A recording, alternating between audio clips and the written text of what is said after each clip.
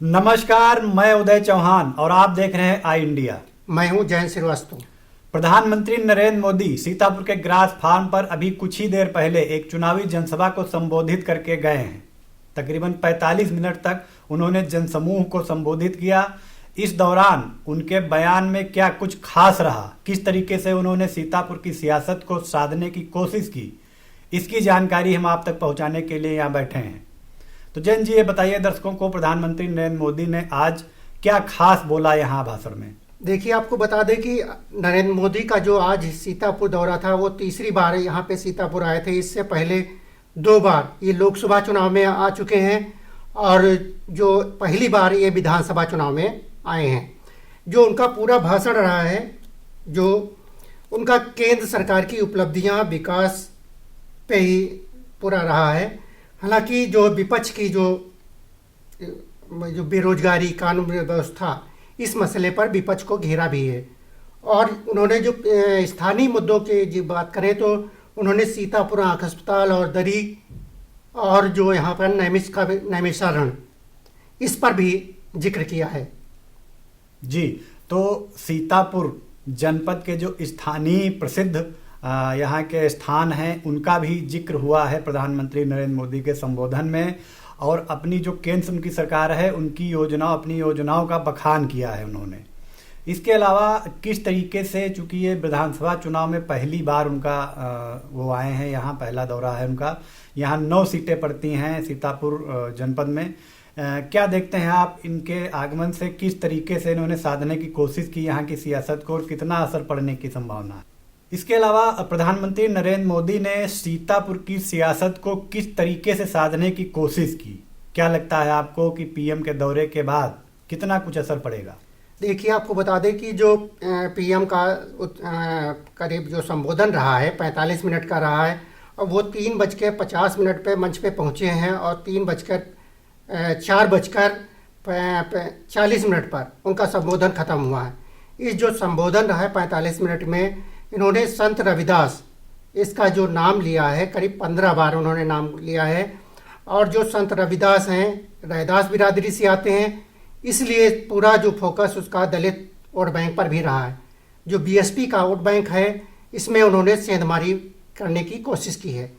जी, तो ये बड़ी खबर निकल के आई है कि प्रधानमंत्री ने अपने 45 मिनट के संबोधन में 15 बार संत रविदास का नाम लिया है, उनका जिक्र किया है। और आपको बता दें कि पीएम मंच पर पहुंचने के बाद सबसे पहले संत रविदास के चित्र के सम्मुख पहुंचे और पुष्पांजलि भी की। चूंकि आज संत रविदास की जयंती है, तो रैदास बिरादरी से आते हैं संत रविदास, तो पीएम ने दलित कार्ड खेल दिया है यहाँ 15 बार उनका नाम लेकर के, और बसपा के वोट बैंक में सेंधमारी की कोशिश की है। फिलहाल उनकी ये कवायद कितना कारगर साबित होती है, ये तो 10 मार्च को पता चलेगा। इसके अलावा क्या कुछ खास उनके संबोधन में रहा है, और जो स्थानीय सीतापुर की प्रमुख जगहें हैं, स्थान हैं या मुद्दे हैं, उन पर कितना फोकस किया है? देखिए, आपको बता दें कि जो उनके संबोधन में एक तो विपक्ष पे उन्होंने विपक्ष को जो है बेरोजगारी, कानून मसले पर घेरा है। उन्होंने कहा है कि कानून व्यवस्था जो पिछली सरकार थी उसमें जो है गुंडा राज था, अब योगी सरकार में जो है कानून का राज है।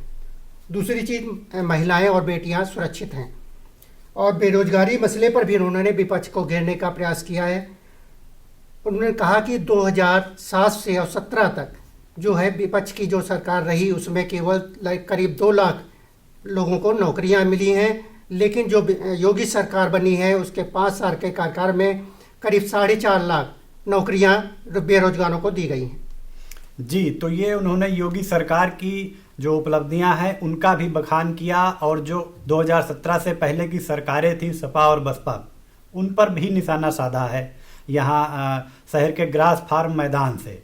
तो 45 मिनट के अपने संबोधन में पीएम ने सीतापुर में जो कुल 9 सीटें आती हैं असेंबली की, उनकी सियासत को साधने का पूरा प्रयास किया है, हर वर्ग को साधने का प्रयास किया है। इसके अलावा जाति तौर पर भी उन्होंने अपने संबोधन में अपनी सियासी तर्कस के तीर छोड़े हैं।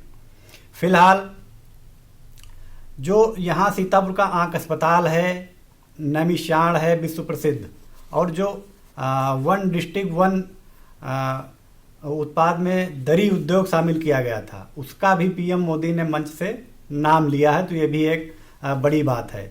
तो पिछली बार जैन जी 2017 में 7 सीटें भाजपा जीती थी जब तगड़ी भाजपा की आंधी आई थी।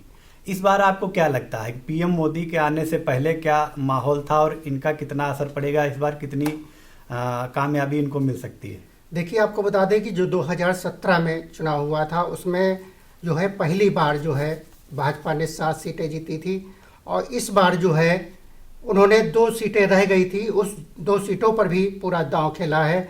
और जो पिछली बार जो है सपा सरकार में सपा प्रत्याशी थे मनीष रावत, उनको भाजपा में शामिल कराकर वहाँ पर जो सिधौली सीट है उसमें प्रत्याशी बनाया है। तो इस वजह से वो वहाँ पे जो है बीजेपी को फ़ायदा मिलने की उम्मीद है।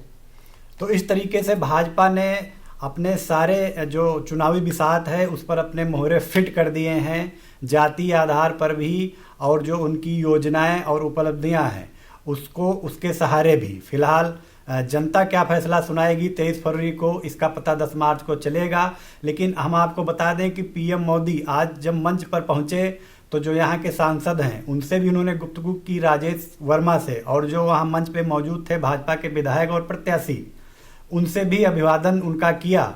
लेकिन अपने संबोधन में पीएम मोदी ने किसी भी प्रत्याशी का नाम नहीं लिया एक बार भी। ये उनका नया अंदाज नहीं है। इससे पहले जब वो 2019 में लोकसभा चुनाव में आए थे तब भी उन्होंने जो लोकसभा के प्रत्याशी थे उस समय के किसी भी प्रत्याशी का नाम नहीं लिया था। तो ये उनका एक अलग अंदाज पीएम मोदी का इस बार भी देखने को मिला है। फिलहाल पीएम मोदी यहाँ अपनी जनसभा करके आज गए हैं। उसके बाद कितना कुछ सीतापुर की सियासत पर असर पड़ता है ये धीरे धीरे आने वाला वक्त बताएगा और 23 फरवरी को सारी चीज़ें स्पष्ट हो जाएंगी। 10 मार्च को जनमत सामने आएगा तो जनता सब कुछ जान जाएगी। फिलहाल सियासत से जुड़ी हर छोटी बड़ी खबर से अपडेट रहने के लिए आप लोग देखते रहिए आई इंडिया। हम फिर किसी सियासत की नई खबर के साथ आपके सामने हाजिर होंगे। तब तक हमें दीजिए इजाज़त। नमस्कार।